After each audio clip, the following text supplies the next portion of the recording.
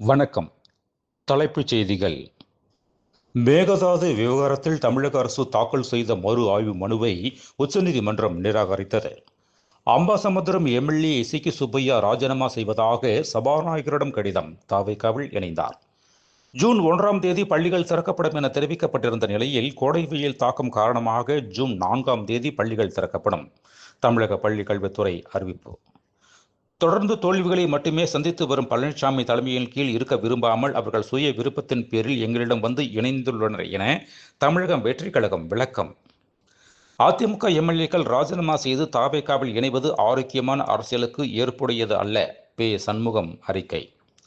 கர்நாடக அரசின் மேகதாது அணை திட்ட அறிக்கையை நிராகரிக்குமாறு மத்திய அமைச்சகம் மற்றும் மத்திய நீர்வள ஆணையத்தில் தொடர்புடைய அலுவலர்களுக்கு அறிவுறுத்த வேண்டும். பிரதமர் மோடிக்கு எழுதிய கடிதத்தில் தமிழக முதல்வர் விஜய் வலியுறுத்தல்.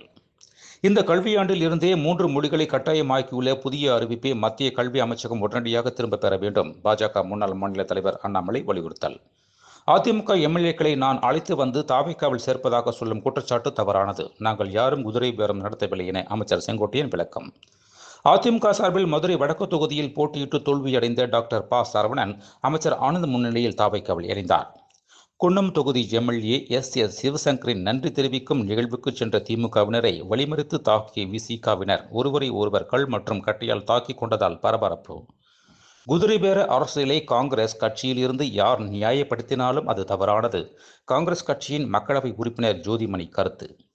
காரைக்குடி மாநகராட்சியில் செய்யாத பணிக்கு ரூபாய் 15.80 லட்சம் வழங்கியதாக ஒப்பந்தக்காரர் ஆதாரத்துடன் புகார். மேலும் விரிவான செய்திகளுக்கு அரசியல் ராஜ்யம் மின் இதழை படியுங்கள். நன்றி, வணக்கம்.